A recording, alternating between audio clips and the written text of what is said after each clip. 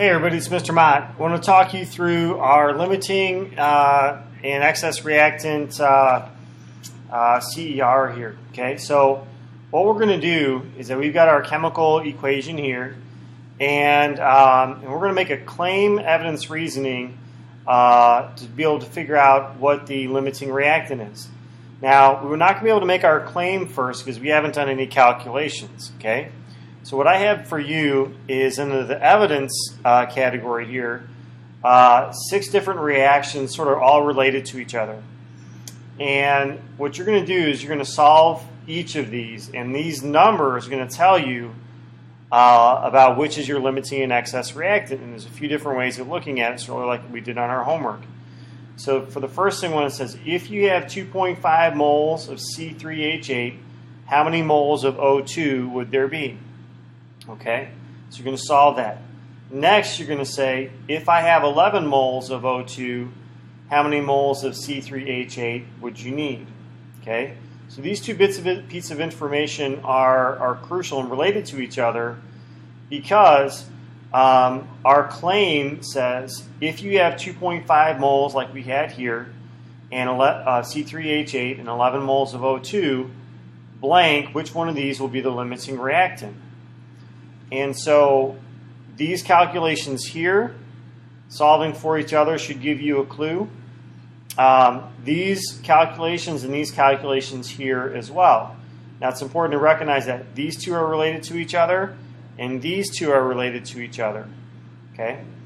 So what we've done here in this second set of problems is that we're saying if you have 2.5 moles of C3H8, how many moles of CO2 will you make? And then, so this is from one of our ingredients. Our other ingredients is 11 moles of O2. How many moles of CO2 will you make? CO2 is one of our products, so that's just like what we did in our s'mores. Okay? And then the next thing is, if the same amount of our reactants, how many moles of water will you make from both? Okay? So what you want to think about, just like in our s'mores, for the second and the third set of problems here is you want to think about, will you make the bigger or the smaller amount of product? Okay, and that'll kind of help you. So I think what you're going to do is after you read your claim, again our claim is saying if we have 2.5 moles of C3H8 and 11 moles of O2, blank, okay, either C3H8 or O2 will be the limiting reactant because we're going to do our calculations here. Then our reasoning, and I've kind of made it more fill in the blank here, our reasoning is sort of interpreting our data here. Okay? Now, at a minimum, what I want you to have done for next class is to be able to have these 6 calculations done.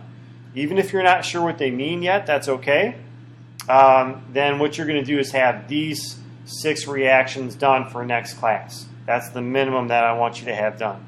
Okay, if not, it's going to result in a loss of points. This is going to count kind of like a quiz. All right? So have these 6 done. Even if you're not quite sure what it means, you can feel free to use other people as a resource. But that's hopefully adds a little bit of explanation about the CER that we're going to have you start when I'm gone. All right? Thanks for watching.